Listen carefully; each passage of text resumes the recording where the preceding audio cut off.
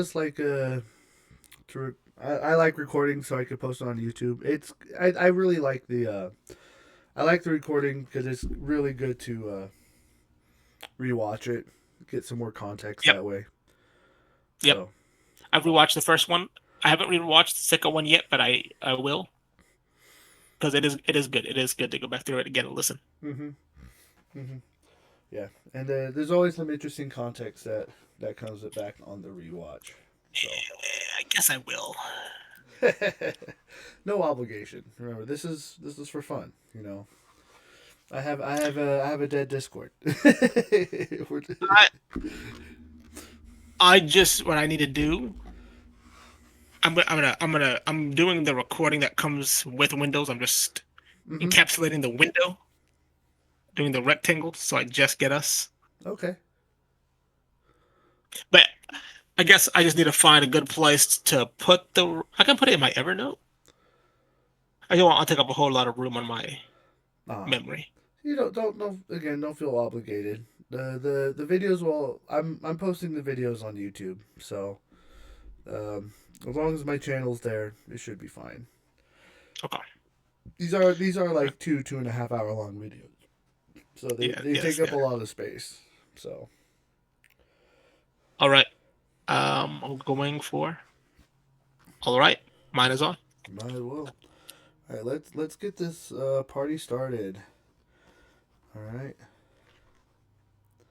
So I got up to I finished the substance of color on page 42. So That's where we'll go today. yeah. Or I could page 42. I got up to page 45. Okay. It's like Science science into into art. art. I've taken enough notes to float us along the rest of the way. Okay. So That's we'll good. we'll be good. Yeah. I will say that the way this was written, I didn't get as many notes. Nothing really struck out. I think what was really killing it for me was that he mentions a lot of artists that I just don't know of. And I was like, every time he switched to an artist, I like try to make a connection or make a vantage point, but it's like I'm trying to reach for a null point, right? And so it just kept throwing me off. Uh, so there were a couple things I found that were interesting, um, but I'm seeing that in this chapter so far, like the overall impression is that it's like so the book is color and meaning, right? Art, science, and symbolism. But it almost seems like when looking at an art, he's like trying to describe when you're looking at an art piece, how to analyze the art piece in a way that can describe what the artist is trying to say, right? Through colors, science, and meaning. And so I think that was one of the general takeaways I'm starting to pick up from the book, that I don't think it's so much the science of color itself, uh, but I guess it's just a way to help a student try to analyze artwork. So, And correct me if I'm wrong, but I feel like part I feel like his approach is, at least in this specific domain, is something like level 7. Very interdisciplinary, very mm-hmm, especially when he gets to the part where he talks about Newton unveiling the inherent subjectivity of colors. mm-hmm, Um, and he acknowledges the value of the philosophers, the value of the phenomenologists, the value of the formalists, the value of this school, the value of that school, the value of the historians. And he's listen, here's some things that they said were interesting that were really useful. Here's some things that don't seem to hold up as well. Is like here's where I think they overreached. Here's the weaknesses. Here's the advantages. Here's all the biases. Here's like the whole domain. And what he's seems to me to be trying to do is he seems to be trying not he seems okay. He seems right now at this portion of the book, he seems most concerned with talking about color without making the same mistakes he sees all of his predecessors making. And so he's like, this guy fell into this ditch. He's like, this guy fell into that ditch. He's Yeah. like, this guy fell into this ditch. These guys are falling into this ditch. And the way we know is because look at that guy's perspective. Look at this Mm-hmm. historian. Look at that artist. He said, look what happens when these philosophers get over here and they come up with their grand. He's like, look, and look where they ended up. He was like, okay. He was like, so, but look what they got right. He was like, look what they seem to be on. He was like, look. He was like, okay. So he's still he's still kind of flailing. I feel the reason why the book he mentions I had the same problem. I Yeah. have the same problem. I only mentioned the most notable artists that I felt were relevant for future reference. Yeah. And as he mentions, and I think part of the reason why he's doing this is because he is trying as hard as possible right now not to over abstract a law yet about what colors mean. And he's trying to be like, okay, how do artists in history use them? Mm-hmm. Why do they use them that way? Why do they understand them? Yeah. Matasi, Leonardo, this guy, that guy, and then he seems to be slowly making.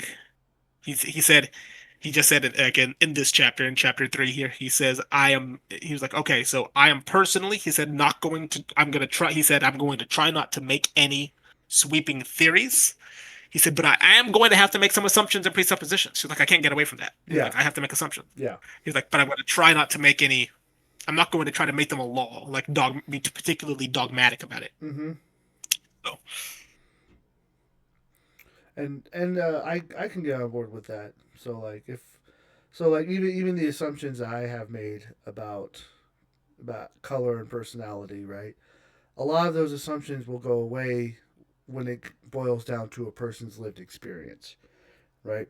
So like I guess one theory I have is like if like for example with food, you eat a food that makes you throw up, and all of a sudden, whenever you think of that food or that food is nearby, you always want to throw up.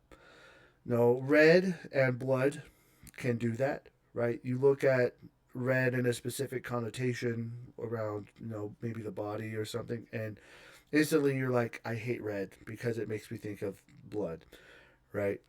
That is a person's lived experience uh, overshadowing the collective conscious idea, right? So, or I guess if I were to do the 10 layers from a 10 layer video, that would be like an instinctual level overtaking the abstract level. Something deeper is forcing that thought to change that assumption and thought. So that is something I agree with. That like even in my own assumptions, I will bend to a person being like, that's not my lived experience, because and I can't do everything. I've just made a universal assumption, being like, okay, this is how I assume generally people will be like. So, and it's good you brought that up because that does remind me of an INFP girl I did a reading for mm-hmm, last year, and I she did not like white. She disliked white, and I gave my interpretation of what that meant to mm-hmm, dislike white. She was like, "Well, actually, no. I am, I do have, positivity. I'm, spiritually, mm-hmm, inclined, so on and so forth." She was like, "But maybe," she was like, and so I asked her, I was like, "Well, did you have going again? Because like you told me about, this aspect of it." And so I asked her, I was like, yeah, were you ever chased by like a white dog? Was it hit by a white car?" I was like, "Did anything white? Did you have a negative experience? A lot of negative experience with something white in your mm-hmm, environment?" And she was like, when I was young, I was very sickly. And so I spent lots of time in the hospital. There were white walls, white clothes, white beds, everything was white. And she's just like, I got sick. I yeah, got sick of the white. And so yeah. And there it's you an go. example. Yeah. Yeah, that was perfect. That was absolutely perfect. All right. So I guess starting with the notes we have taken, I honestly didn't get anything for the intro. Uh, I think the intro kind of mentioned what we were talking about, the generalities of what he's trying to gather together. Um, so I think for me that the intro is fine.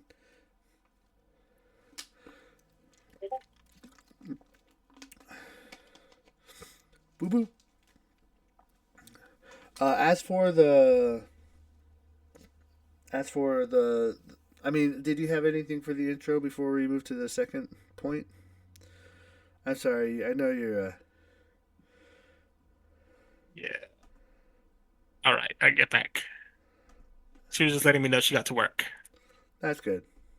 That's All good. right. On the let's see. I do have. I will just read off my notes here. Okay. And I was gonna say I'm gonna make it fast, but I don't think the two of us ever make anything fast. But we do make it thorough. We do make it thorough. So, Yes. okay, what I've written here is the author feels that it is clear at this point that the history of art probably provides the most unified platform from which to observe the study of colors. Um, he's already gone over that in chapter 1 and 2. Mm-hmm. Different parts of the scientific method are made to address their own distinct problems and questions, necessarily those of history of art. So the questions that different what he's saying is that the questions that different institutions and different disciplines make Mm-hmm. are trying to solve, the different problems they are trying to solve, provides them with certain tools, certain lenses, certain biases that are going to make it difficult to come up with any unified theory of color. So he's like, so as he's like, so what he's recommending to the reader is be eclectic. Take what you need for your own. He's like, everybody who's looking at color is looking at color from a different lens for a different reason. Yeah. He was like, you decide what your reason is, then look at all the stuff that these studies that I'm talking about and all these artists and all these philosophers. Take what you need that gets you the results to fulfill like your mission with color. That's basically what he's saying here. Okay. He said the author feels that the art historians must use whatever they consider appropriate. Yep. He reiterates that different colors and color combinations have antithetical symbolic expressions and interpretations even in the same time and place. Mm-hmm. This is something he said in chapter 2, um, that we've already covered and we'll probably cover it again Yeah. many times in the future. And that's it. That's all I have on the introduction. The next heading we have is the politics of color. What do you Yeah. have there? Uh, so he does make a mention. Some more promising work has been done on propaganda functions of colors, national flags. So, so I guess if my general thought is that, like, we have a collective, if we're thinking that colors is a possible metric of the collective conscious, a flag would just be a measure of the general collective conscious of a nation instead of the world, right?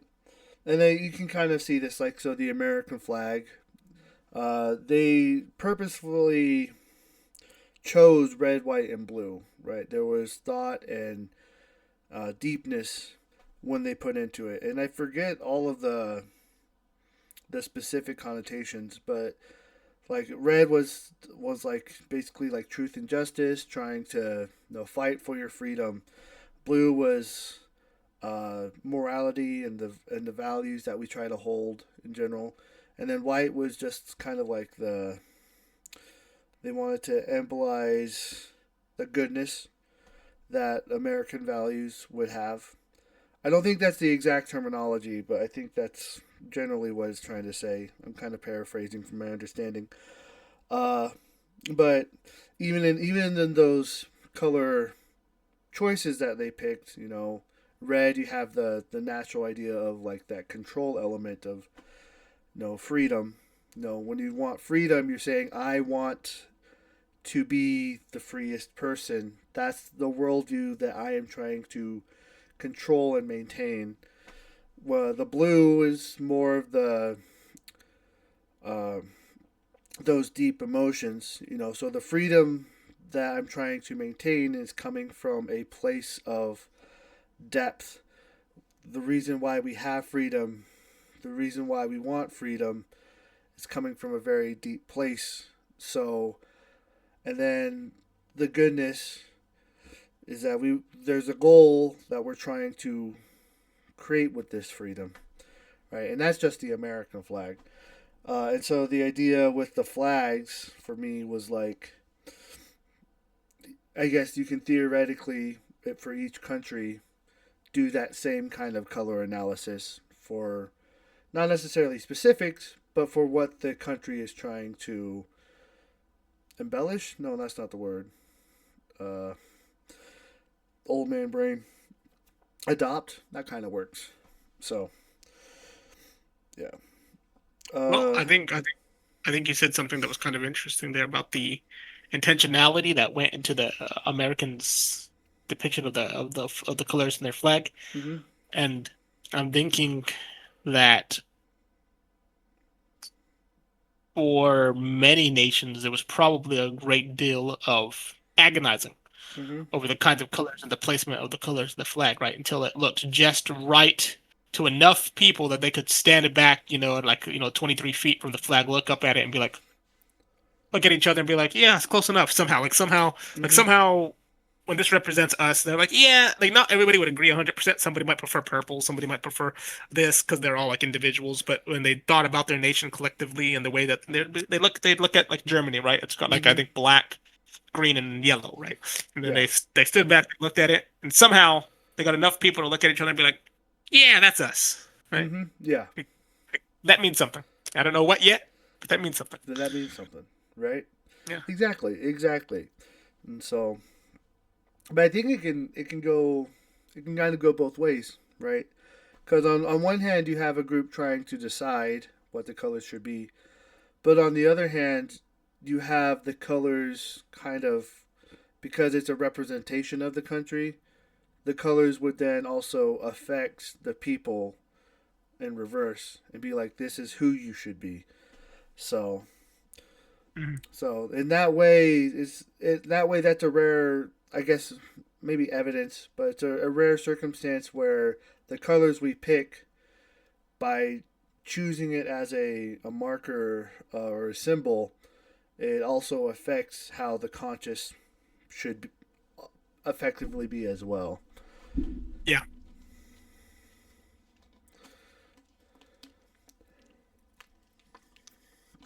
Because when you're born to believe certain things. So, like, just imagine if you were raised American, you were raised with the idea of what the flag meant, and you then associated meanings to what those colors meant, and then you started becoming what those colors meant in theory. Obviously, nothing is ever 100%, but that's. Yeah, I know it. I know exactly what you're saying and how hard it is to kind of describe that phenomena. Yeah. It's like to some degree you bring it a little. You bring those values. You bring whatever you projected onto those colors. It's like the colors influence you, right? And then your thoughts influence your use and the way you relate to the colors. And then when you put it in a totem, like a national flag, Mm-hmm. right? And the values, the emotions, and the way you guys describe or the way you guys feel about that representation now gets more intentionally, more consciously distributed throughout the community, which goes back down, right? Mm-hmm. And then kind of comes back up when they see the flag, right? Mm-hmm. Which kind of spreads back out and it goes back down and back up, Yeah. and then it goes, and then the other world, like the other nations, look at you, right? And then they have a description. It's like Mm-hmm. Germans are always punctual. Germans they Mm-hmm. got good quality stuff. Germans they've always got something up their rear ends, right? It's like Mm-hmm. Germans, right? And then so that comes back to you, and then your flag, and then it's just Yeah. yeah. No, and the hard part of articulating it right is that, like, when once you start getting into those, like, general moments of how the general for me it hits a lot of, like, I can see how the general flow of it would go, but then it starts hitting a lot of possible variances of, like, what people would consider, what groups would consider, what methodologies, philosophies would consider it. And so it's like I have to try to, like, for me, part of the reason I always speak in generalities is I have a tendency to get stuck. Like I get stuck in those possible routes of trying to consider all of it, right? So the emotion comes first, the generality, but then like there's so much else around it. Yeah, But you described it very well, so thank you. yeah. No, no, no, no. Thank you for bringing that to my attention. That aspect that it does loop, right? It does loop back in. Mm-hmm. So it is cyclical. Yes. Okay. Anything else that you had on the politics of color? Uh,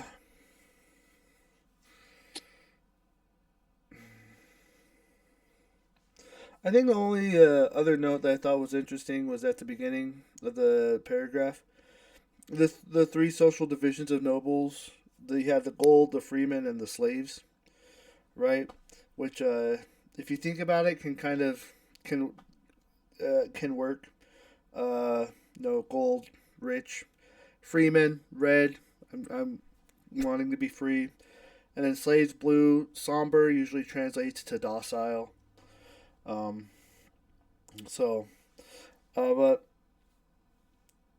I think that was really the only other main point that really connected with me. Um, yeah, I think that's all I got for that section. Well, did you have anything for that section? Yes. So some of the things I've noted were him. Okay, this comes immediately on the heels of him talking about the end of the last heading about the how different interpretations Mm-hmm. can often contradict, right, each Yeah. other. And then he comes right off the heels of that into this politics of color section, um, where he talks about the underpinnings of the associations with white and black he feels underline modern Western racial prejudices, right? So this goes back into the feed discussion we just had, right? Yeah.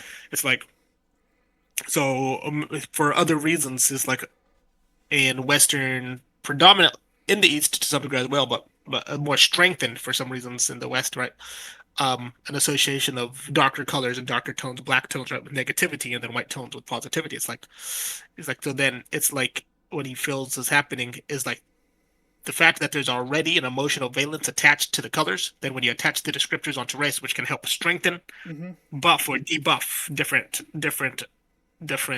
I guess, like emotional like intuitions Mm-hmm. and instincts that we have kind of about those categories. So it's like he feels that, however unintentional, however benign, the fact that black and white as colors already had positive and negative polarity valence to them Mm-hmm. might have added a little bit more, I guess, volatility into the mix, into the racial mix that went into those discussions, which I thought was a Yes. very astute and Yes. Yes. counterintuitive observation. Yes. I'm yeah. You're so good at reading deeper into this stuff. It's so amazing. Uh, so like that is something I've considered as well, like the dynamic between white and black and race as well, and it. I think he's right that it did add to volatility, right? Because white is usually connected with positivity, which then is also connected to purity. So if you view yourself as white, you're connecting that to you're viewing yourself as pure, right? And usually the concept of pure is opposite of the concept of dirty. And so you inherently could think of yourself as being better intuitively on accident. Yeah, Whereas, and it's weird, right? mm-hmm. Because black people are rarely actually ever black, and white people are rarely actually ever white, right? Yeah, It's like, but there was a certain kind of emotional, like metaphorical connection. They were like, where that fits. They're like, mm-hmm. in contrast to this, on a polar scale, Mm-hmm. it makes sense. Yeah, yeah. So, and black is the opposite way, but it adds fuel to the fire where the more you identify yourself as your race, the more you're going to kind of like even in a color sense, the more white you feel, the more opposite you're going to feel of black, right? The more pure you're going to feel. And I suspect that the reverse would be happening true, would be happening too, right? The more black you feel, the more opposite to white you're going to feel because color wise, those two are opposites. So, and that's only because of how the more this, and when I say identify, I should be more specific. The more you try to say, the more power you give to the credence of the term white. Does that make sense? So, and in reverse, the more power you give to the term black, the more you are associating with that color, the greater identifier you have of probably being racist. Because you've created an us versus them mentality through that distinction of that term. So, And all of that reminds me of an observation Dr. K on the Healthy Gamer made mm-hmm. recently, where he talks about the point of our thoughts is to radicalize themselves. Yeah. It's like we have a little thought, right? And then it starts like a and then some like most of our thoughts just pass through our brains. They don't stick. Like they for whatever reason our emotions push them up slowly, slowly they build. Mm-hmm. But most proto emotions don't become emotional affects, and then most emotional affects don't actually become thoughts, and then most Yeah. thoughts don't actually become ruminations. Yeah. It's like, but a small, small sliver of those feed through, and the ones that do, it's like they end up in a hall of mirrors and they get stronger and stronger, and it's like, in a certain sense, that's how every organism in the world is today. It's like going back to the cosmic soup. It's like you Yeah. have the atomic frequencies. It's like a different vibrations. It's like you have as far as we know, it's like the quantum field has like 17 different subatomic particles, right? Mm-hmm. And it's like out of those, it's like all of those come from one, ostensibly, like one. They call them particles, but they're just vibrations, right? Of one collective atomic field. Yeah. And it's like from that one thing, for the most part, you get nothing. You get lots of void, as far as we can tell. Yeah. And then you get some planets and some stars and bigger planets, and then some that have life on them. And then you get Mm-hmm. then you got trees, and then you got humans, and then you got cats and mice and whatever. And it's like, and then some of those humans, like then they Yeah. get thoughts, and those thoughts do the same thing the atoms do. Most of them are just void, but most of them are empty as far as we can tell inside of Yeah. us, right? It's signal to noise. It's like it means something, but not something to us as humans. And it's like, and then some of them radicalize themselves, right? And then you're off, protesting this or killing somebody over that or Yeah. depressed because of this, and so I think the point of life, maybe the point of the universe, the point of everything that's not the soup, is to radicalize itself, including thoughts, and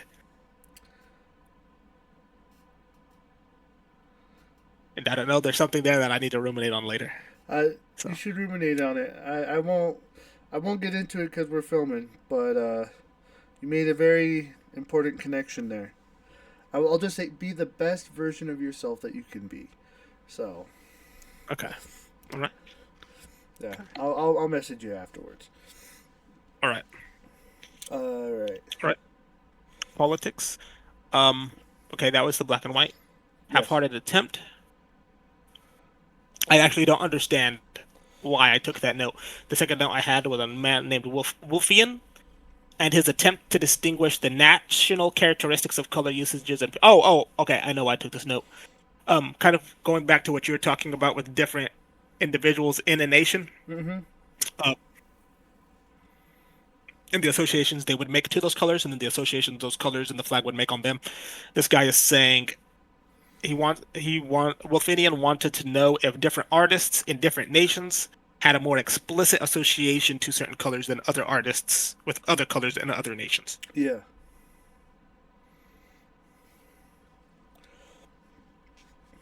He does not seem to have gotten far with his research there, Yeah. according to John Gage.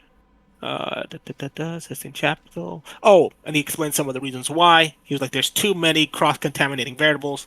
there's the wealth and the expense that went into getting the colors. Yeah. So lots of people, he was talking about this one guy in the Sistine Chapel. He just came out with a bunch of extravagant colors. He didn't use them because he liked them. He didn't use them because the Pope liked them. He didn't use them because they matched. He used them because they were bright and expensive, right? And Yeah. he's like, that happened all the time. Yeah. Um, And Other confining variables.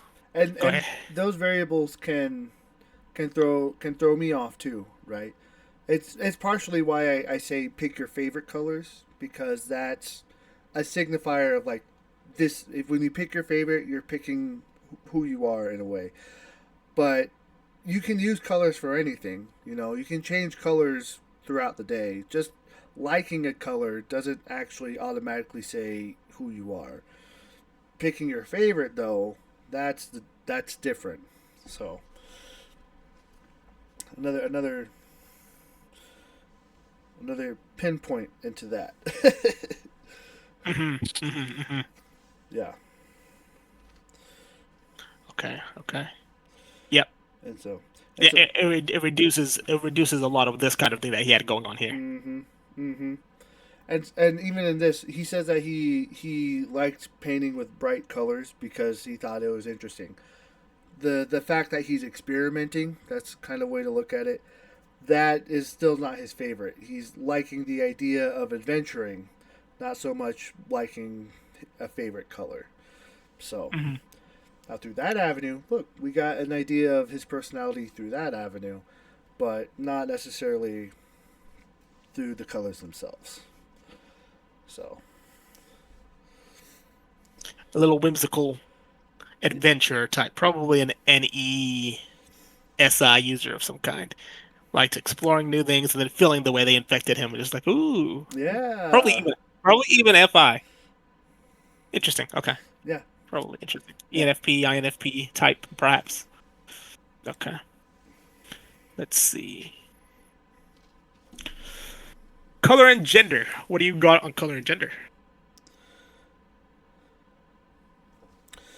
Uh, Again, I don't have too much like, on this one. The main point that I kind of drew out from this is that in gender, uh, they always tend to put female and male colors on opposite ends of the spectrum. So even in yin and yang, you know, black and white. What's another one? Orange and blue. I think that was one that they mentioned. Uh, Red and blue, which can be seen as opposites. Uh, Yellow and blue sometimes are seen as opposites. Uh, so that was kind of a an interesting point that I got from that, and I don't know. In my just from the way I see colors, I actually don't wouldn't really put them on opposites, which is interesting. Usually, female is pink and male is red. So it's kind of the similar wavelengths, but with different vantage points, I guess. Um, but I'm not an artist. I'm just a man that overthinks things. Uh, but even then, like historically speaking, it's always interesting how males and females are put on opposite ends of the spectrum, even though there are so many similarities despite that fact, right? Um, so, like in other ways, usually it seemed that men are more logical and women are more emotional, right? That his like biologically, that tends to be true, uh, but the fascinating thing is that emotions and logic are seen as opposites in and of themselves when they're not true opposites, right? It's just more of a different prioritization of how the brain functions, right? Uh, so, almost said a funny joke. Not going to say it because of YouTube. Uh, so yeah, that was kind of the main point that I gathered from that. It was just generally the concepts, the how the genders always seem to be opposites. And I even drew a yin yang symbol, a yin yang symbol. So Oh, this the opposite thing is interesting because yeah, in order for something we've mentioned this a couple of times that in order for something to be opposite, it already has to be more alike. They already have to be more alike to each other than 99.9% of everything else in the universe, right? It's like a yeah, giraffe can't be the opposite of hot. It's like grass can't be the opposite of cold, right? It's like yeah, both of them have to operate in the same domain. They have to both be temperatures, right? They both yeah, have to be on a certain spectrum, a polarity. It's like, and just by it being temperature, it's not a car, it's not a cat, it's not an abstract theory, it's not mathematics, it's not a number, it's something that references our sensation, mm-hmm. of our environment in the world. Um,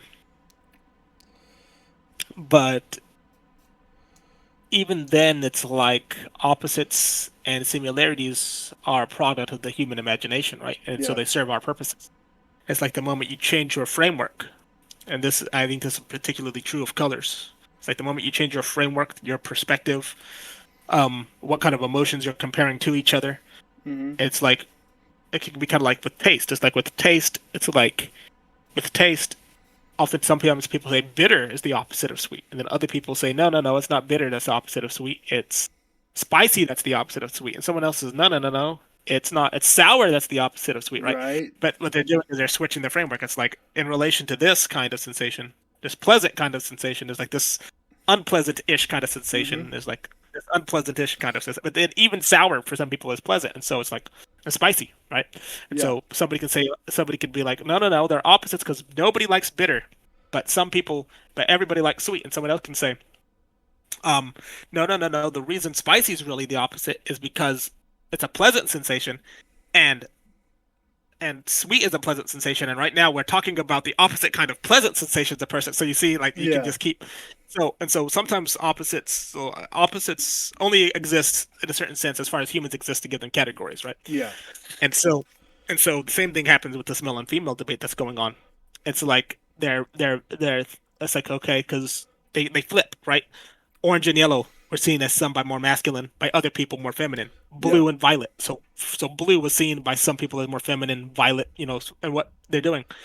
And then even then, this is like somebody else here notes that finding sensations and paying attention to the way color affects you is more a feminine thing in the first place. As somebody says, this is, Yeah. and then he talks about how females more often are into like aesthetics, interior decorating, at least in Western culture and probably most of Eastern, broadly.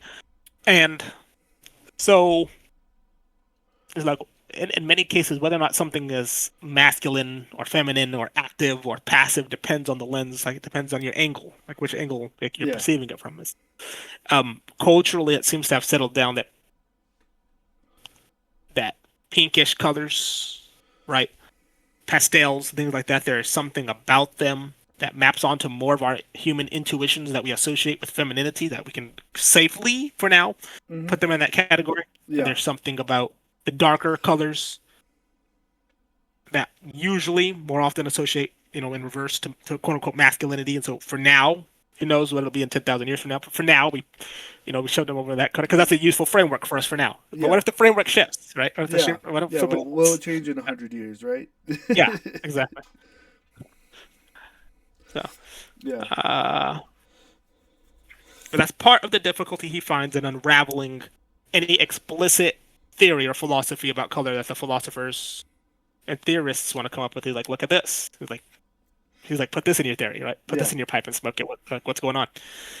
Um, and then he gets to the next section, which is called the formalist tradition, and I really struggled with this, but I'll give my tentative understanding of what he's trying to say here. What thoughts or intuitions came to you in this subheading, the formalist tradition? So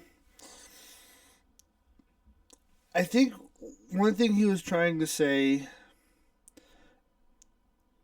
was, I guess this is when he really got into the meat of how different artists and different schools of thought, try to describe colors.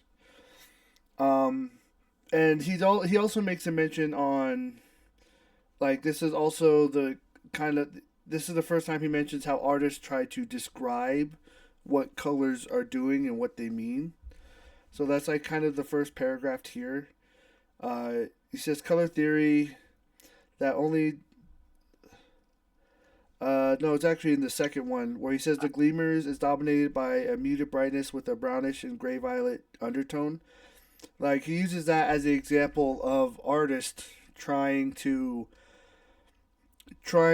be able to describe the what's going on in the painting of the color, right? And so and then I can also make note of some of the things that I've underlined as well. Again, I didn't have too many notes because it kept going back and forth so much. One note I found interesting was Locke, who regarded color as an accidental attribute of the visual world and visual phenomena themselves as an unreliable index of substance. So Locke, he's one of the great philosophers. His main theory was that color didn't have any meaning, right? That it was just a necessary attribute of survival, right? That there was no psychological undercurrent underneath it. Uh, and then he goes on to the next one where he says, like, uh, or Husserl's pupil Hedwig Conrad Marchus took the study of the phenomenology of colors out of the psychological laboratory and into the studio and the gallery. So from there, he has a secondary artist with a contradictory point of being like, no, colors actually do have an undercurrent psychological basis to it. And so he's trying to kind of start aggregating these thoughts together and trying to be like, okay, when you're reading an art piece, what is the way to be able to understand how to read the art piece, right? And I guess from that, do you do it from a scientific perspective like Locke, or do you do it from, I guess, a psychological perspective, uh, like Hedwig, right? Uh, but even then, because it's like kind of like a back and forth between which artist believes in which vantage point. I couldn't really get that much because he's kind of just trying to give examples of which artist believes what, right? So that's kind of that's kind of the general idea that I got from it. So at the end, we can mention that later. But I was like, oh, we need to ask Z about a lot of this because I Yeah, we think, do. yeah, because I think this is actually a point that she would be able to actually really give a more thorough idea about it. Um, it's just a shame she has to work because her input would change a lot of this.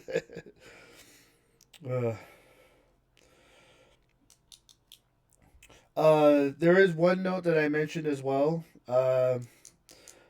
Within the framework of it's the first line on the page 37, near 18 in the third paragraph. Within the framework of a phenomenological study of color and art, the role of light and shade values and the role of chromatic elements hues have been particularly difficult to distinguish. So what he mentions is actually something that my color theory covers. Is that so? You have green, but you have different shades and hues of green, and so people have had a general idea of what green meant, or pretty and even in different concepts, but you shift that green to a different shade or different hue, and it loses all meaning, right? And Mhm. that's kind of what makes my color theory different from the rest is that it includes the shades and hues in it, which is what makes it infinite. Is because I finally figured out what those different connotations mean. I'm assuming. Should Yeah, probably yeah, put that yes, in. yes, yes. Yes. So We have you've come up with a set of perspectives and a way of unifying and describing those perspectives that comes as close to anything 3D that you've been able to see or experience so far, as being able to consider yeah, as many variables as we can currently deem as being relevant signal and not noise, yeah, right? To the way we understand them. yeah, um, That's yeah, good because I actually did not understand what he was trying to say in that passage, so I'm glad you were able to pull that out. yeah.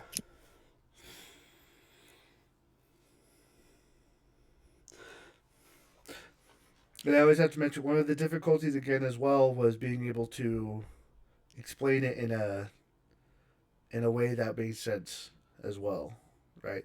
So even in describing the hues and the shades and how those affected specific colors and even how they mix, being able to articulate that was also part of the project, right? So when I like I always use green because it's a little easier to describe, but like light green and dark green do different things, right? If I'm assuming that green's core attribute is the sense of serenity, how is light green creating that? How is a light green sense of serenity different from a dark green sense of serenity, right? And then I just had to be like, okay, what are the how can I articulate it to in a way that makes sense for other people? So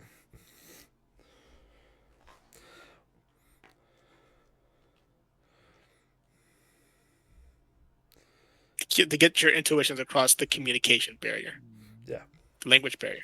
mm-hmm. The communication language barrier. As I always mention, a theory is only as good as you can explain it. I guess if you're speaking your own language, you're not really saying much. Yeah, very true. All right. Okay. Was there anything that you may have had that stuck out?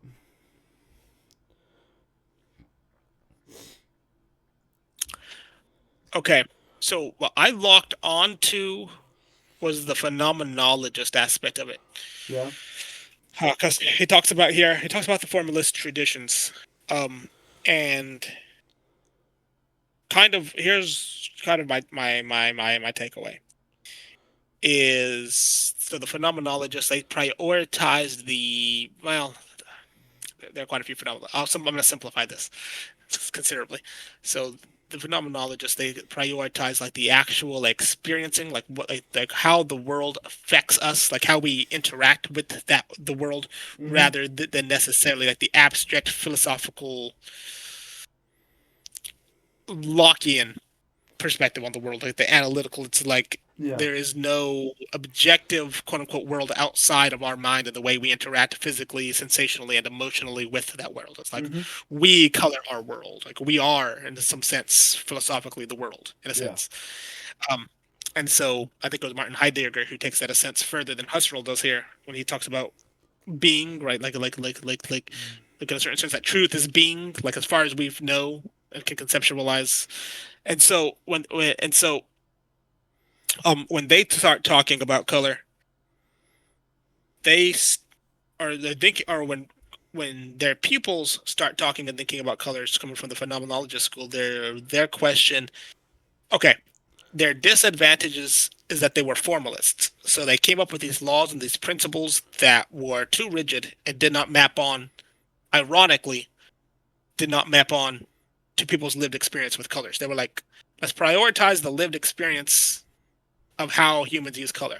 Yeah. Then they would make a few observations. They'd go, bop, bop, bop, bop, bop. Oh, this is how humans use color. And then it's like they left a huge chunk lying on the director's on the edit, on the director's floor, right? Mm-hmm. Cutouts of the script and of what humans actually experience. And so it was, but the power I see here is that they were the kind of some of the first people to make an attempt to formalize something that had never been formalized. Yeah. And as John goes on in chapter two, mentioned in chapter two, um, the all the attempts to formalize the color, they all had flaws, right? Mm-hmm. But the value here, I feel, is that it, they kind of led the charge, as wrong as they were, as many perspectives and angles they failed to consider. They at least brought into public consciousness color. That color could, quote unquote, be understood. Yeah. It's like, well, maybe we can do this. Maybe we can understand it. Maybe we can formalize it. Like, we've already tried. Maybe we failed, but we've at least made the attempt, right? Yeah. And so that gives room for people to come up behind them and carry on where they left off. It brings that approach, that more formalizing approach into the collective unconscious, Mm-hmm. to the from the collective unconscious to a collective consciousness that we can then access. Yeah. I did note down. So George Berkeley and other idealists and phenomenologists, they believed that meaning and color were infused and baked into the meaning and color were infused into the very bedrock of the order and the way we perceive and interact with it. Yeah. As opposed to, like you mentioned, John Locke, who believed that it was just kind of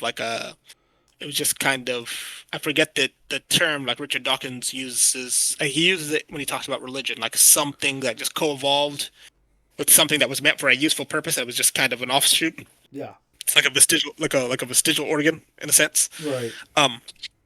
And George Berkeley was one of two examples the author gives where someone comes along and they're like, no, we believe that the color of something, that there's a certain substance, that there's a certain deep ontology that infuses it all the way down. Mm-hmm. And I believe the truth is probably somewhere in the middle, right? It's like some shades we probably never needed to use for survival, and there's probably the consequence of us needing to triangulate. It's like we need this color cone to denote these colors. It's like evolution is a very conservative process. It doesn't give us things that we don't need, right?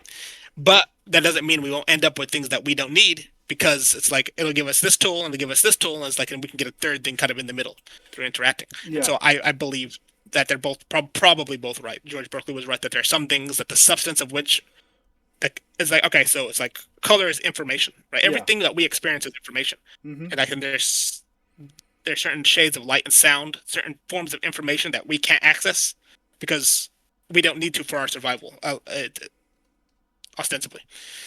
And so it's like there are many animals who see different shades of colors than we do. Yeah. And it's like they need that information. We need this information. Mm-hmm. And so the fact that there's information that we are extracting from color gives credibility to George Berkeley's aspect. But then the fact that we know that we can develop colors that we will never see in nature ever, gives us a clue that George Berkeley was onto something when he's like, some of these things were probably never, quote unquote, intentional from a survival perspective. Yeah. Yeah.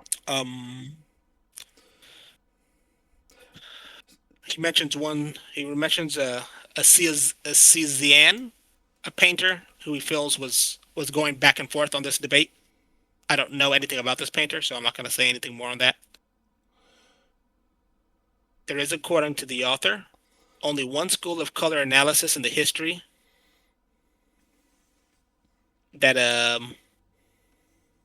and that is, at the time of him writing this, let's see, proposed by the Swiss critic Heinrich Wulffen.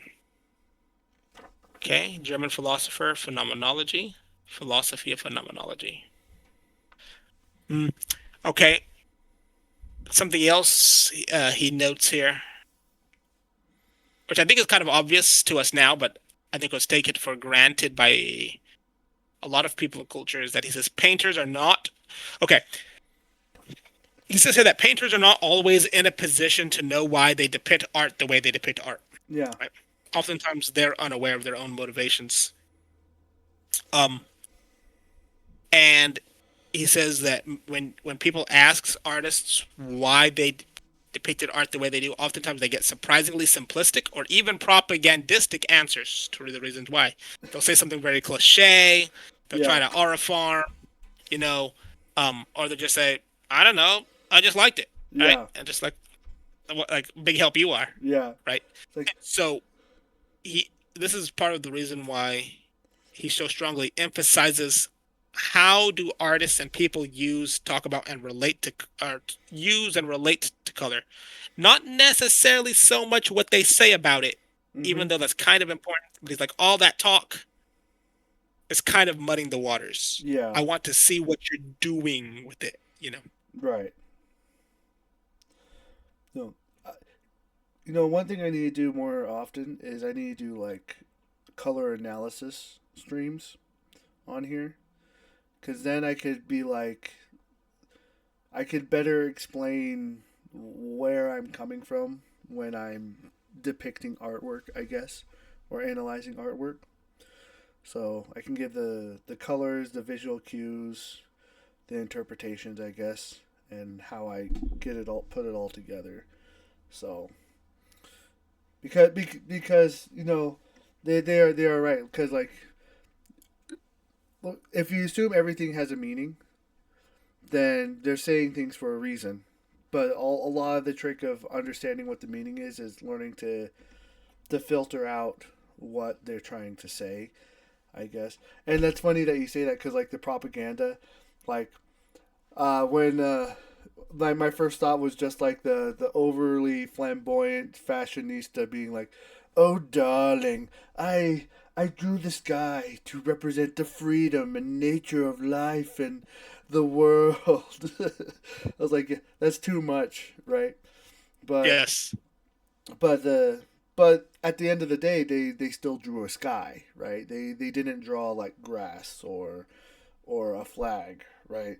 So just the very nature of it being something, you can already weed out all of the other things that it's not. So that's kind of one of the tricks I use. That's how I was able to, when you did that, even the AI art, like when you did the AI art and you posted that, like I couldn't just do it on one. I had to do it on several. But I had to be like, what were the common themes?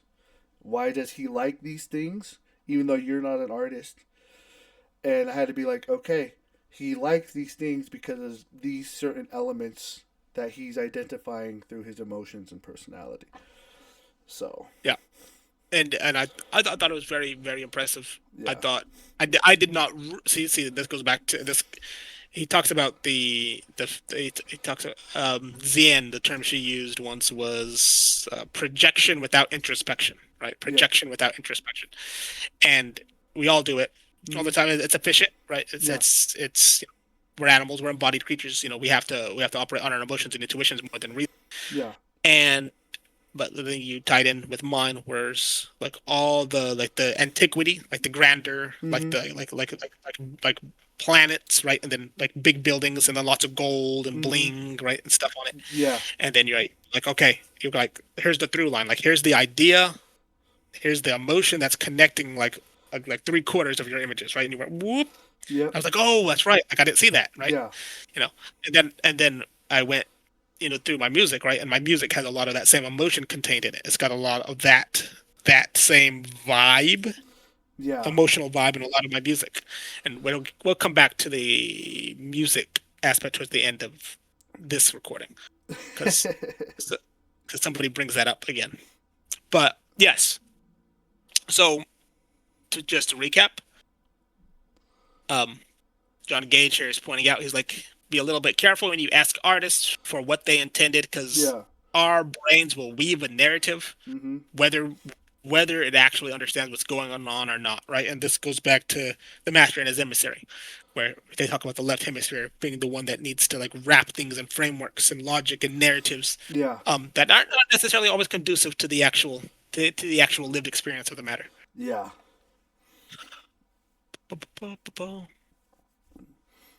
Okay, we talked about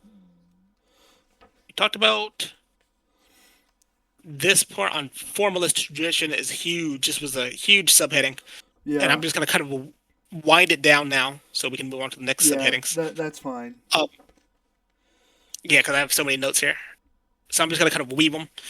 And and the next thing he moves what he moves on to is he starts unpacking some of these complications that you've already pointed out with the hues and the color tones. Mm-hmm. When he talks about a lady named, I don't know how to pronounce her name. It's Gisela Hop, where she saw emerald green as poisonous, overwhelming, and oppressive, and she takes it, she pairs it up with orange to convey a sensation of tension and irritation. Mm-hmm. And we're not sure if she it's like, in a certain sense, I'm compelled to think that that was largely the way it affected her. So she projected outward as like, oh, this is the way I feel about this color.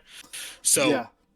this is the way other people are going to feel about this color combination. And it's like, maybe not so much. Right. But, Right.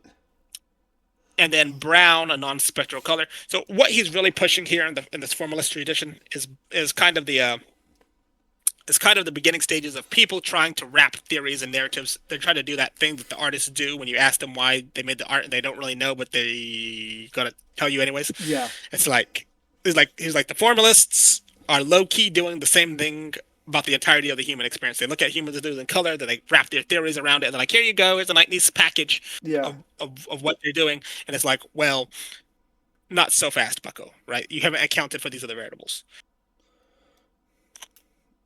That's what's going on there. I'm skipping over the rest of my notes, and we're going straight to the substance of color. Yes. The substance of color.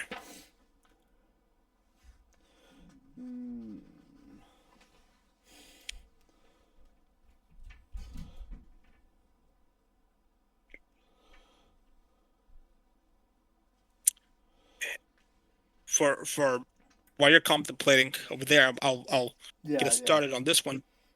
What this one here is a little bit boring to me. I only took 2 notes on this subheading. Because he talks about the attempts of the restorationists to return colors back to their original context and frame so that we could understand what people were, and he talks about the value and the utility that this effort has in his endeavor Yes. in trying to see what humans have been doing with color throughout the development of the species. Because what he is like is, yes, let's talk, let's theorize, let's formalize, let's do all of the above. But first and foremost, let us see what we are actually doing, right? But but if we go back to chapter 1 and 2, where he talks about how colors fade over the millennia and how that makes it hard to see what we're doing because we don't know what shade they were actually using. Yeah. He's like, the restorationists are working really hard to forensically go back and discover which was the most likely original shades and textures. Mm-hmm. And he's like, that's a huge help to me as a historian of color, or to Yeah. historians of color. And then the second note I've mentioned talks about, reiterate something he said before, which is the importance of taking a look at the techniques. Very holistic approach. He's like, take a look at the techniques that these artists were using. What skills were they using? Mm-hmm. What kind of strokes? Because and then the materials. What kind of materials were they using? An expensive canvas, a cheap canvas? Were they using this? Were they using that? And then he's like, this is something many people forget, but he wants us to remember it. Yeah. This is maybe the second or third time he mentions this, and that is the tools. What kind of tools? He's like, so what kind of techniques were they using? What kind of materials were they using? And what kind of tools were they using? Yeah. And he's like, we'll never know how much, like, we'll never know what's not relevant until we can take everything into account and can look at it as a whole. Yeah. That's all the notes I've taken on the substance of color. Yeah. Well, I think that's a good summation of it. Um,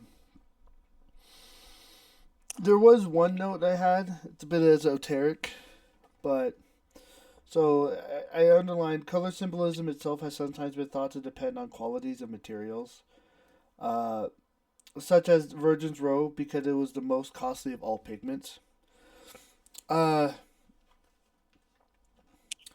so let me get the esoteric thought out first. So sort of like with cooking with food, you can use the same ingredients, but the quality of ingredients can actually the enhance the food that you're using, right? So an oregano from one place will taste different than an oregano from another place if the oregano is raised better or done differently. Uh, while I got the impression I got from that, and again I went a little, I guess, more spiritual. That there's a if we're assuming that maybe we're not assuming. Let's not assume. I guess the question is there a possibility that the quality of ingredients can change the the message that the painting is trying to convey, even though the color is the same? I guess. Uh, and so I guess the idea is that the concept of the spirituality, right? If the spirituality of the person painting it using more vibrant ingredients, would that in effect create a difference in the message that they're trying to convey when they're painting it? Would you feel that through that? I guess I don't know, I I think but that's we a would. little esoteric, right? Yeah. Okay, what's your next thought? I guess my next thought from what you were saying, uh, I think they're you can glean something from everything, but if we are assuming that color is a base, we can get an idea. There's a lot of information that we can transpose, right? So if we're assuming that humans have been relatively the same throughout history, that are the way that we think, or the way that not necessarily think, but the way that our brains have processed information has been the same. If a human has been a human, no, would we do the same? And we can so like for example, the tools example. If we're assuming that a painter is using the best tools from today, we can assume that the reasons why the person is using the best tools and get a glimpse into what kind of person they are. Like, likely or similarly, in the past, we can assume that an individual with that same mindset would probably have those same thinking patterns and thinking sets of why they would want to use the best tools. And same with ingredients and same with quality. And so, in that sense as well,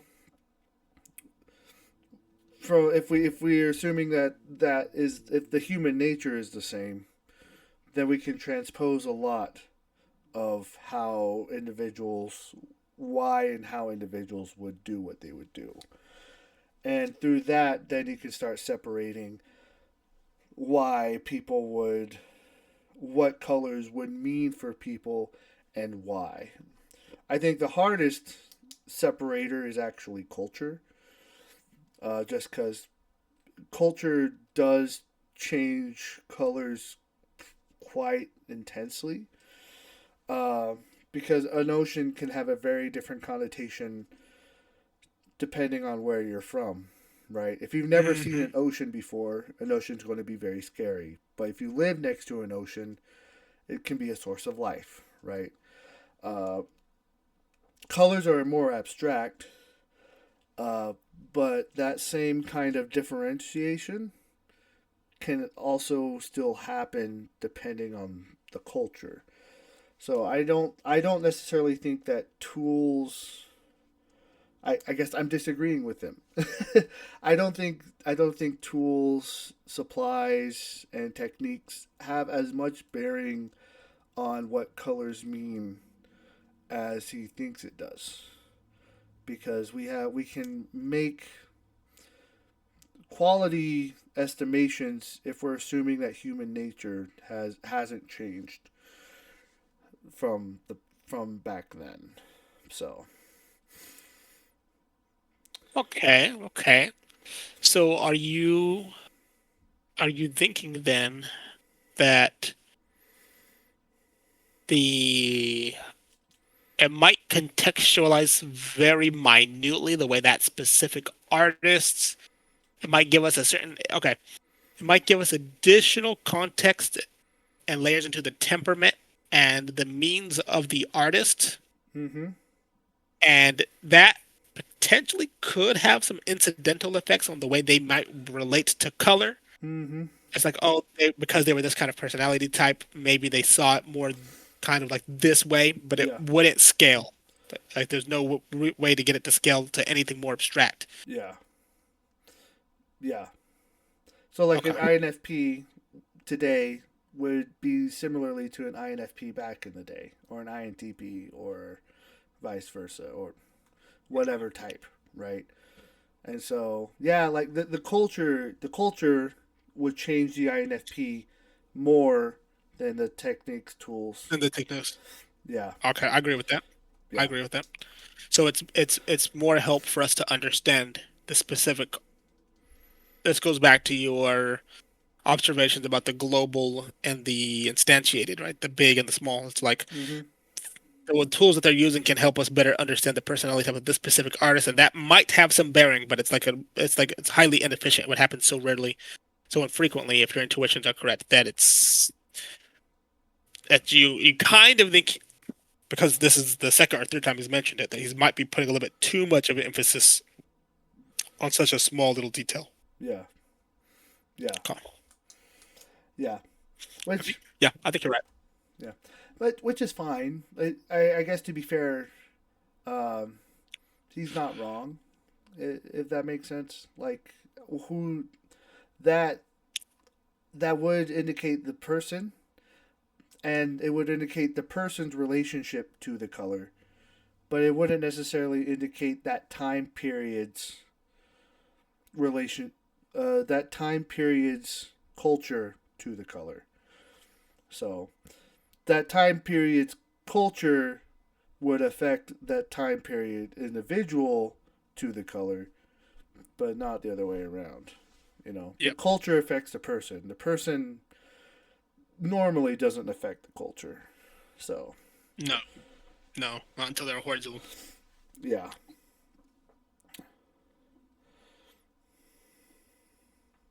It's like it would become relevant if this particular artist, this tool, it's like if they became like super like Van Gogh, for example. And it's like Mm-hmm. if we looked into his, it's like he had such a huge impact on the way culture at large came Mm-hmm. to view certain colors. Like you, like blue for you, like Mm-hmm. understanding blue for you, like one big piece of that puzzle was you dissecting like the different emotional components in his color, his painting, The Starry Night, I believe. Yeah. And so it's like if there's a specific individual who actually transforms the culture, it's like then their particular ISTJ, ENTP, whatever temperament, Mm-hmm. and the way they relate to their tools. It's like even then, like the materials aren't. But it's more that even then they're more symptomatic in a certain sense. Mm-hmm. It's like both them and the way they relate to colors are both okay. Okay, Yeah. all right. Now, I guess I should mention again before we jump to the next point. If we go esoteric, spiritual, universal, if a person is putting everything into their piece, and if that sense of spirituality enters that piece, would that piece over time affect the individual? You know, would you get a sense of the effort they put into that piece, right? So, if in that way, that's not necessarily a color theory. That's more not even a collective unconscious. That's like a kind of a universal beyond conscious, I guess. right? Worship. We're spanning time periods here, right? So,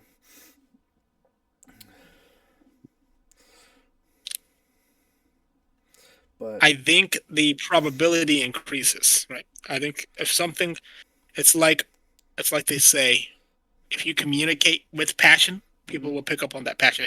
It's like whatever mood or emotion you have mm-hmm, when you interact with people, it's like that's infectious. Like you are infectious, right? yeah, And it's like if I take something like the Sistine Chapel, mm-hmm, if I take something like the Pietà, right? If I take something like an old classical work of art, and I put lots of passion and emotion and worship into it right now. Like this is an offering to God, so to speak, right? And I'm mm-hmm, like this means a lot to like this, and I pay a lot of attention to the skill and to the tools, right? And I try to make a master craft. The probability that it does something like what Van Gogh does increases. yeah, Like the probability that over time, like the quality holds up, that people can feel what I put into it, like through like their own FIs, through their own FI SI combos. They look into it and they're like, oh, like I can feel the magic, so to speak. I can feel the mm-hmm, emotions that went into this. And this means something to me because it meant something to another human.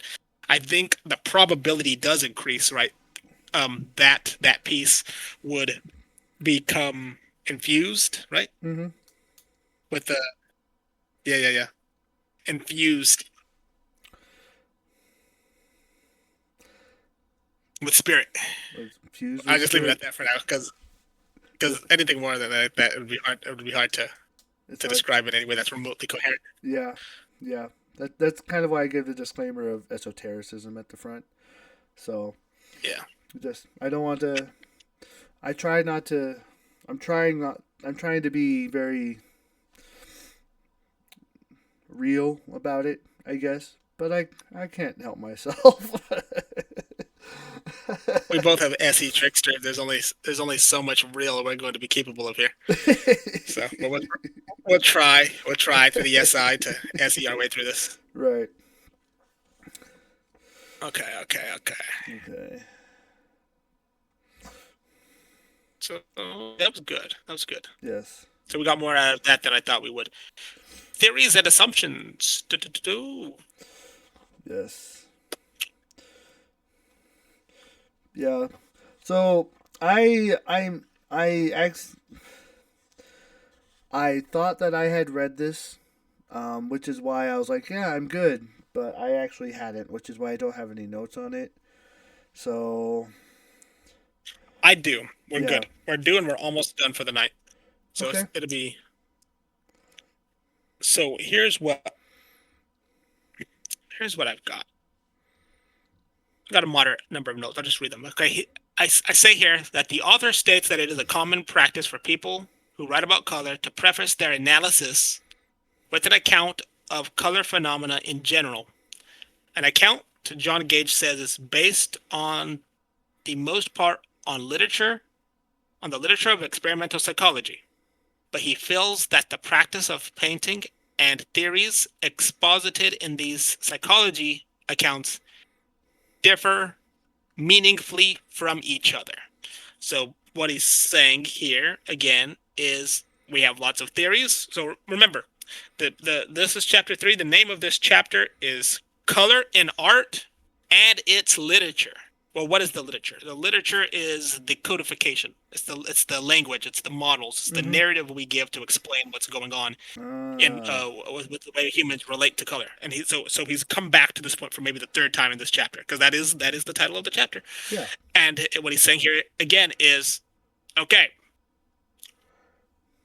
it was like we have lots of theories and assumptions about color and the way they work. He's like, but remember, at some point, they all kind of contradict each other. They're Mm-hmm. inconclusive. There's lots of outliers. Tread carefully. Yeah. Um, Yeah. Next portion here. I say the author feels that the art historian must be more local in their assessment of how and this goes back to your this and you caught onto this despite not having read this portion, which is pretty impressive. But here's where he's coming from. He's like the author feels that the art historian must be more local in their assessment of how a specific art or painter uses the color rather than applying global theories. He then Mm-hmm. proceeds to talk about the complications and the dynamic between color, art, practice, and science. Okay, so, and even though I do believe that is a large part of how you assembled your theory in the first place, but was by watching how so many different people used colors in different contexts with different art, Yeah. different villains, different heroes, different this, and I think that is what he's talking about here. I think you caught on to an example of an area where you felt maybe they're putting too much emphasis on a local aspect that was a little too local. It's like, yes, there's local, but then there is so local that it might not matter. It's worth keeping on the periphery of our imagination, but it's not worth mentioning 3 times in 3 chapters. Yeah. Yeah.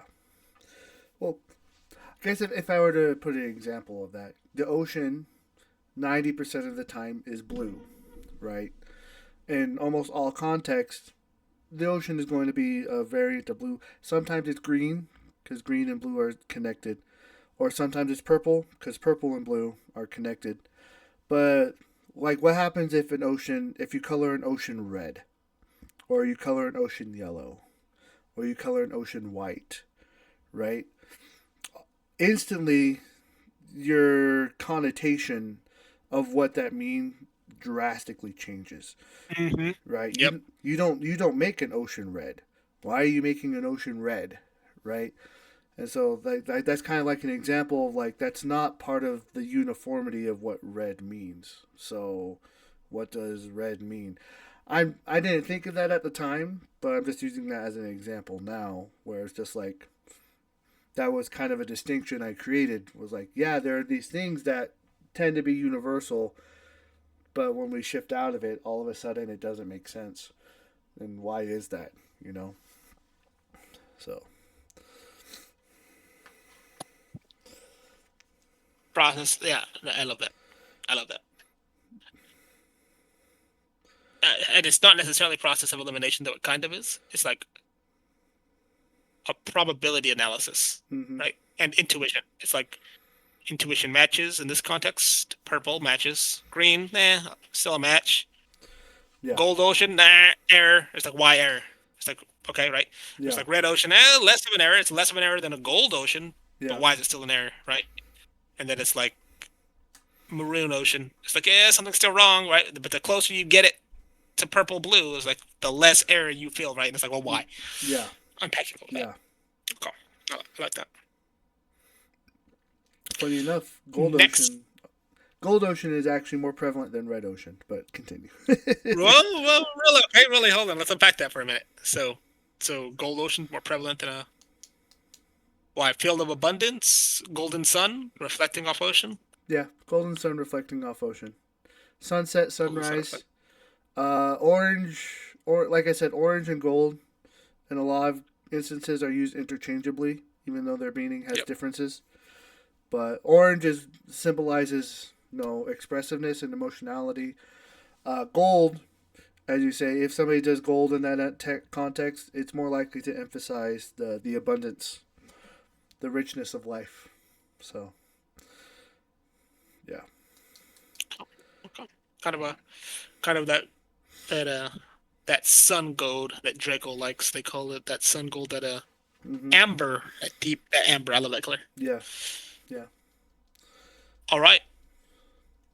Next one, smallest note I have is Al- Alberti to Deer, the name of a specific artist, and this man was both an artist and a color theorist. Um, and he goes on at some length about this gentleman, but I was struggling to really pay attention or care too much about what he was saying about him. So what I pulled out was this. Um, what I pulled out was he was having a difficulty reconciling his theories. They would notice different light patterns going back to opposites. Yeah. Um, and like he would notice some like patterns and correlations and correspondences, and then Leonardo da Vinci would notice some, and they would differ slightly, right, based on like their interpretations, and then other people would come along and they'd be like, well, Yeah. this is what we see, and so he's just kind of hammering home the difficulty in codifying this. So because again, like remember the very first one of the longest the longest subheading in this chapter by far so far up to this point was the formalism of color, right? Color formalism, Yeah. the formalist tradition, and is talking about some of these individuals who are kind of the precursor to that, or kind of contributed to that, the attempt to formalize colors in some kind of rigid framework. And the other note I've made is that Leonardo da Vinci, in his attempts to kind of distinguish light and dark and shades from each other, developed soft pastels. Mm-hmm. And remember the authors stressing on um, the importance of the tools and the methodology that the artist uses. He denotes here that Leonardo used his fingers. His fingers were the tool with which he used to paint some pieces. Yeah. Um, and that's a lot. That's those are the only two notes I took on Alberti de Duer. Yeah. Duer. Hmm. Hmm.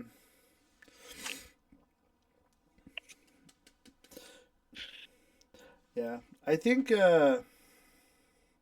just from you saying that I think the general impression that I'm getting so far is that I'm not sure if this is a book in exactly what symbols mean per se, but I guess on just how to be able to interpret them or what to consider when you try to interpret symbols. But there's still a whole book that can go on, I guess. Um, so I guess it's more I'm just anticipating what will be said in the future.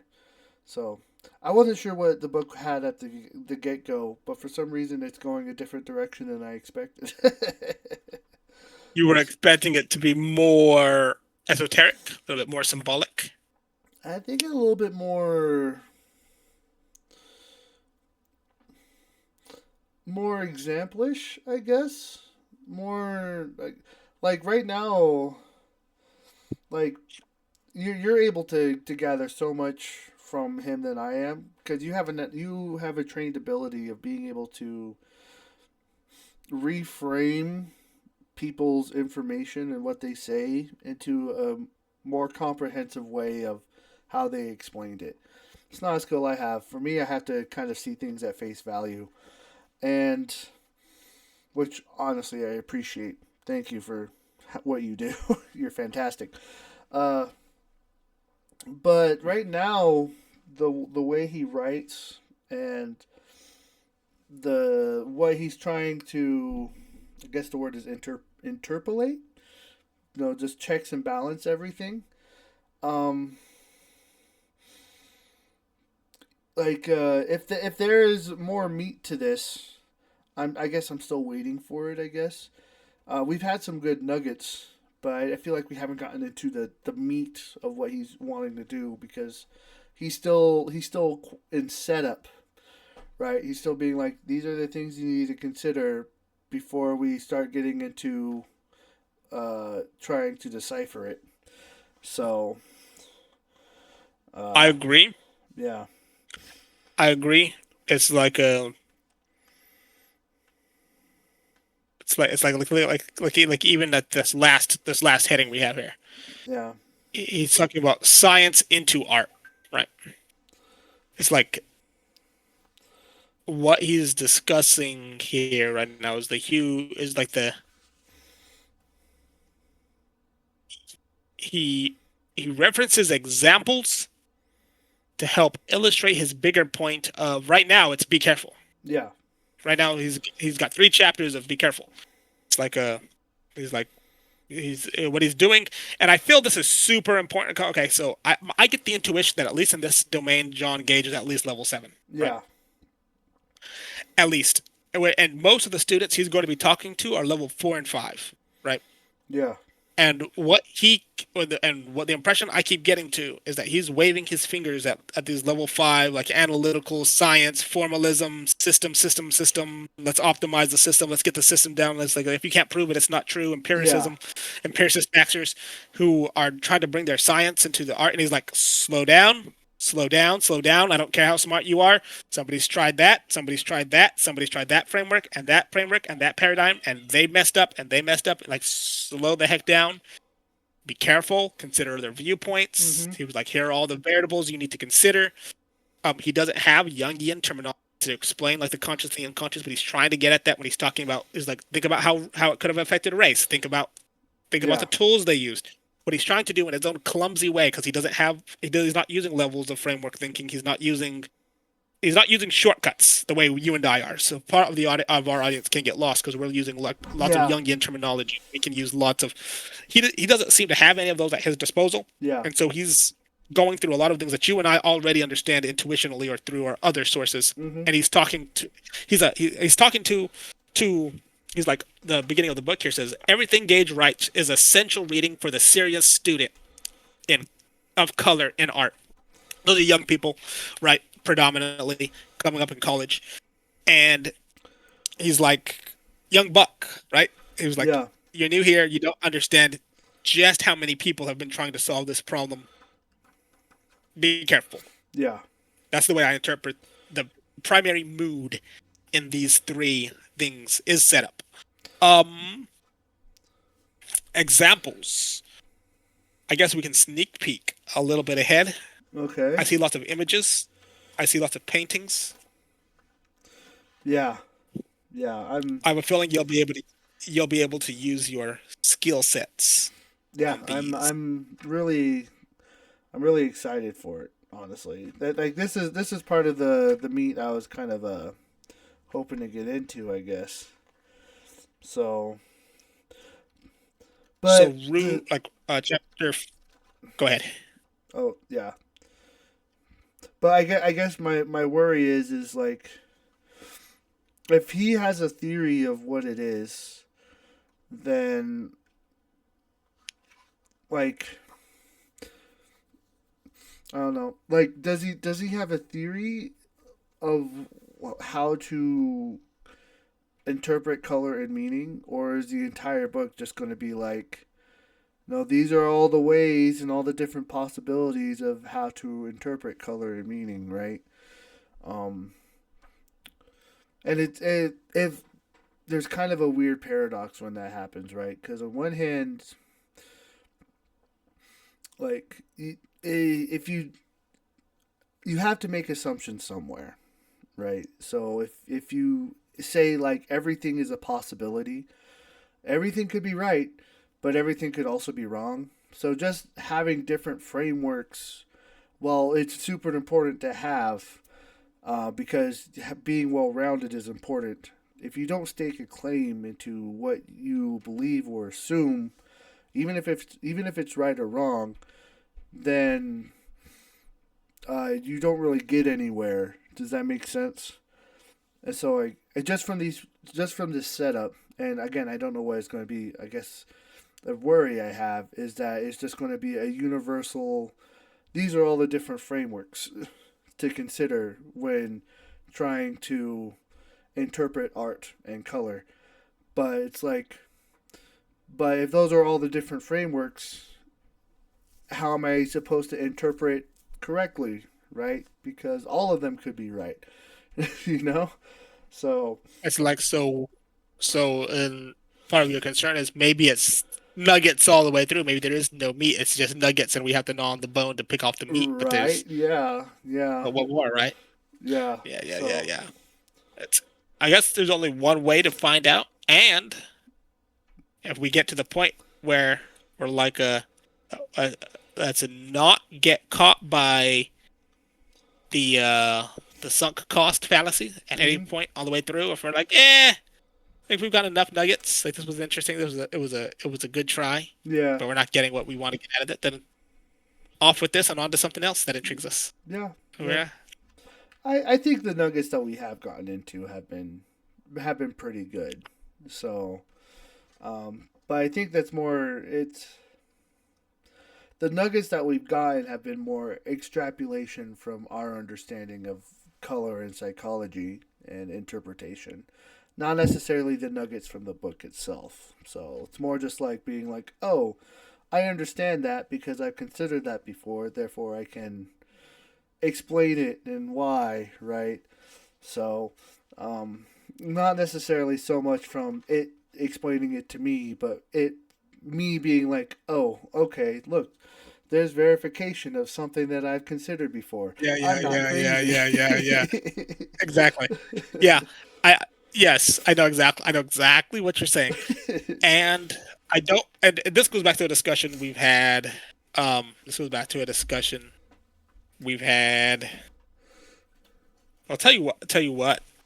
Well, no, I've already started that sentence, so I'll put it on the recording, and then we can leave it here and pick up when I get back from Malaysia.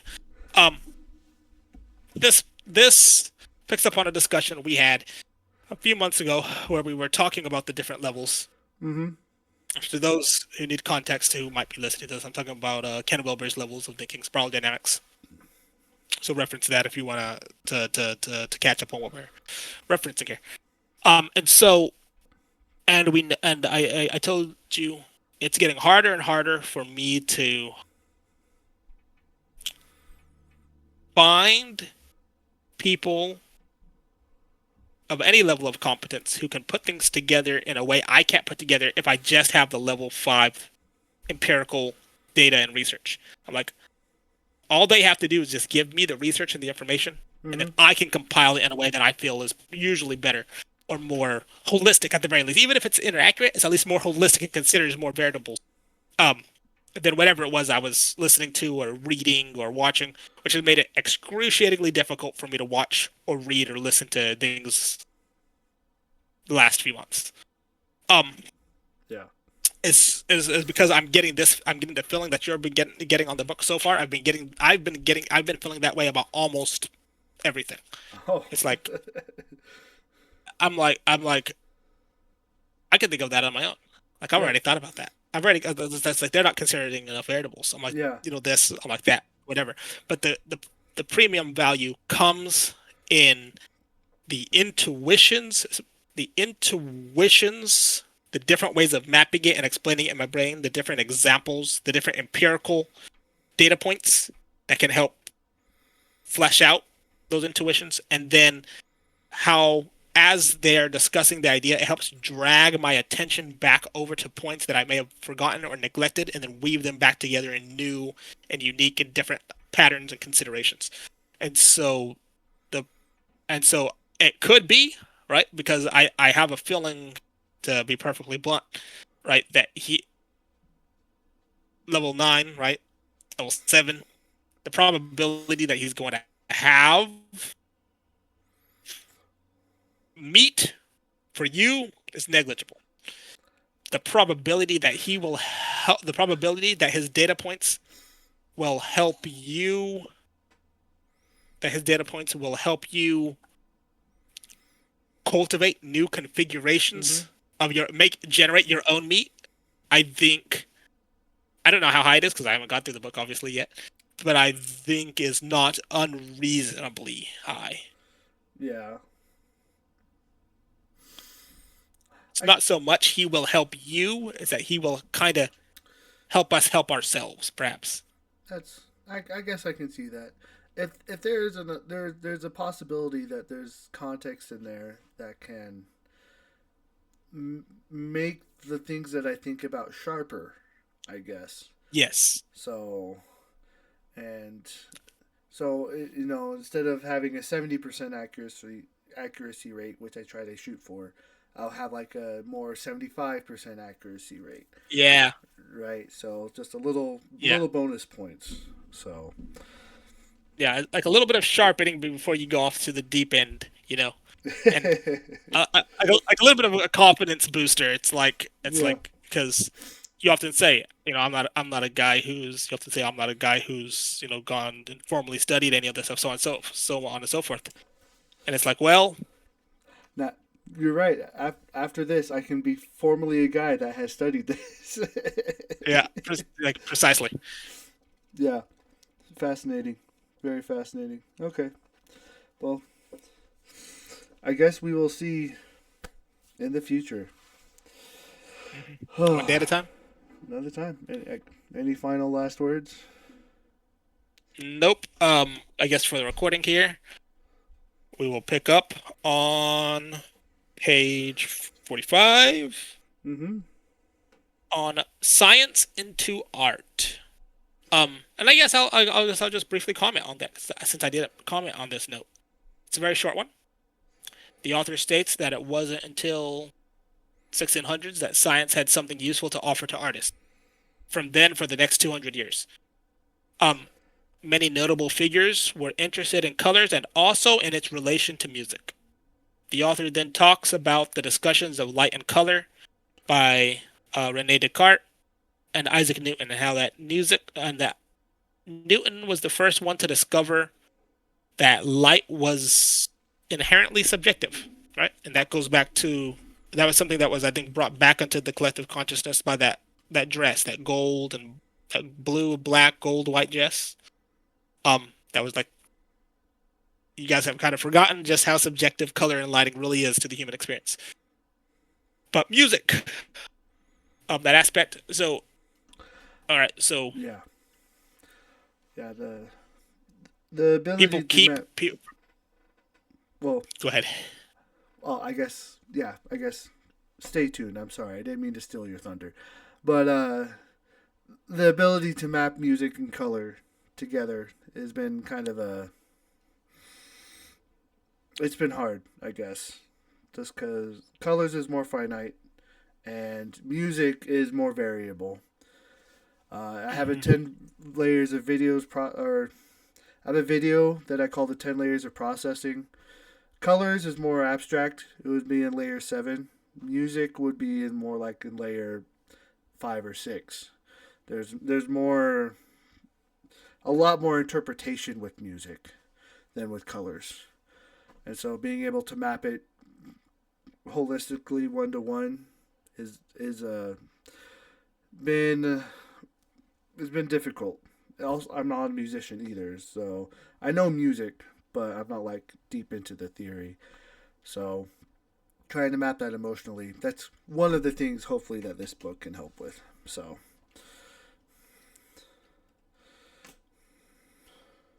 I think you've been doing a very good job considering the amount of non like formal music training you've had, right?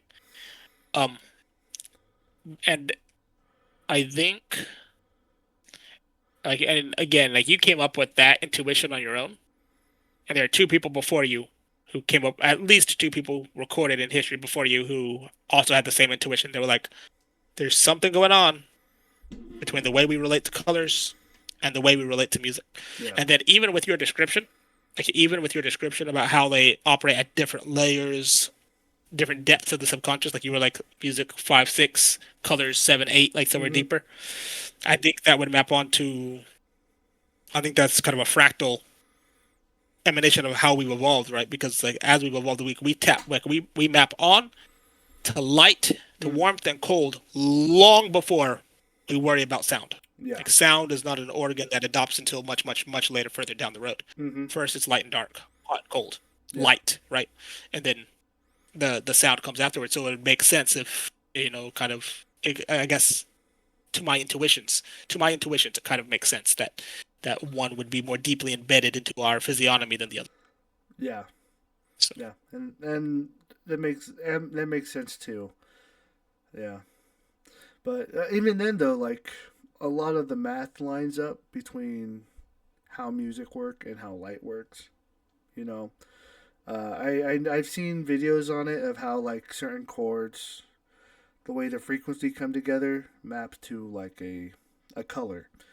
Uh, and so, but the problem that's changing it is the human element. I can say like, hey, the human perceives this color very easily with this emotion, but the note, the chord, the resonance between the emotion and the chord doesn't have the same resonance. And so the question is why is that resonance different, right?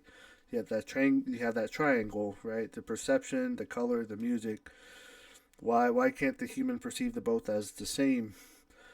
And so uh, and the problem is that when I start getting into theories, the goal is to try to cut out as many justifications as possible, um, right? So that's how my color theory works, right? To get from one step to the other, I don't need that many jumps of logic, It just okay, that makes sense, that makes sense, that makes sense, or even just one jump. But if how do I map music, which has so many interpretations depending on the individual, to the color, like the amount of justifications or assumptions and theories I'd have to get to make that leap. Um, One, I don't even know where to start, but two, I'd have to make quite a bit to make that theory work. And it's dependent on the individual, it's dependent on the environment, it's dependent on the culture.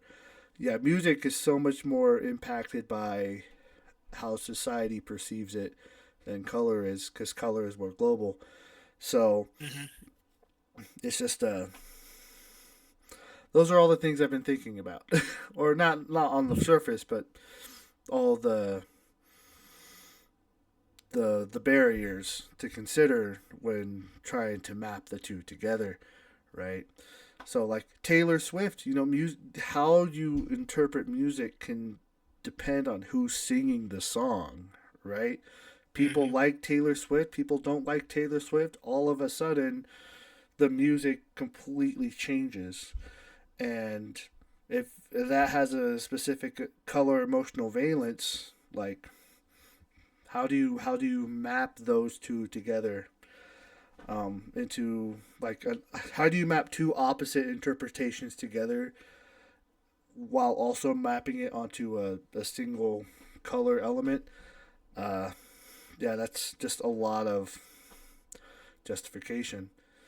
But I interpret Taylor Swift music as yellow. That was the first thought that came to mind. Is it yellow? I don't know, but But there is something about the way you conceptualize all, and there's something you conceptualize Taylor Swift and her music that there was a correlation. Just kind of like, okay, and interesting.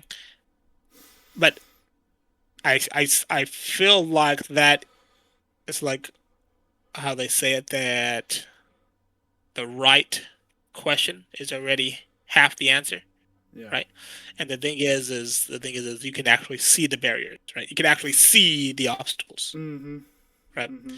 Like for a lot of the people trying to navigate that space, they can't even see the obstacle. They don't even know precisely what they're dealing with. So Newton, right, Yeah. as daring as he was, he tried to map it directly onto the frequency and the mathematical kind of light Mm-hmm.